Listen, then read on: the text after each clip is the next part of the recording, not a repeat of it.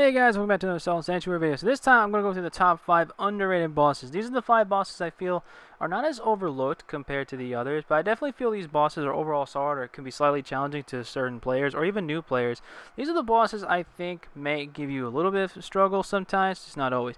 Keep in mind this is my list, so obviously it's my opinion. You're welcome to discuss in the comments which bosses you find underrated in the game, but this is my list, so here we go. So at number 5, we have Kraken Cyclops. Okay, so the only reason this boss is on the list is because I feel for new players, this boss trips them up the most, mainly because this is like the 4th boss in the game, or 3rd, I think it's 4th. Either way, since it's one of the main bosses in the game, you can't necessarily skip it. Although there's only 3 patterns of attacks that Kraken Cyclops does, it could trip up some new players, maybe some for veterans, maybe not as much, but sometimes it'll catch you off guard. Number 4, the Forgotten King. Out of the optional bosses in the game, I feel the Forgotten King does give you the most challenge of the 4.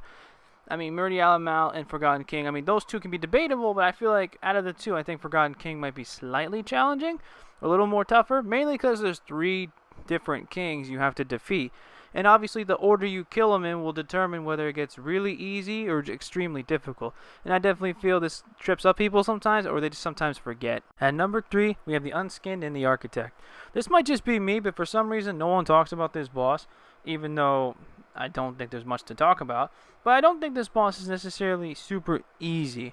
The only reason I feel this boss is kind of solid or underrated is because depending the order, just like kind of the Forgotten King, it depends if it goes easier or way more challenging. For instance, since the Unskinned, which is the big boy, you want to beat him first because he's the one who's going to be chasing you. And the Architect basically laid light bombs. The light bombs are easy to dodge, but the Unskinned will constantly chase you. You might want to take him out first to make it easier. The reason why I say underrated as well is because they actually can do a decent amount of damage. Alright, number 2, we have the... I'm kidding. Number 2, we have the Tree of Men. Out of the bosses on this list, I feel the Tree of Men can be a good pressure-inducing challenge, mainly due to the fact of the area you're fighting in. It's just a big mechanical thing with a bunch of corpses on it. And it has flamethrowers on the sides, it has detachable or breakaway stone, not really breakaway stone, like breakaway floors on the first floor, and then it can stomp you out. And if you fall off, then it's over, game's over.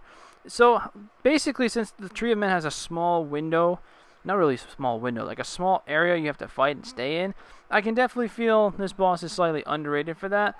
Maybe there's other bosses that's way more challenging than this, but I definitely feel in the surrounding that you're in, might be a little bit of a difficult task. And number 1, we have the Coveted.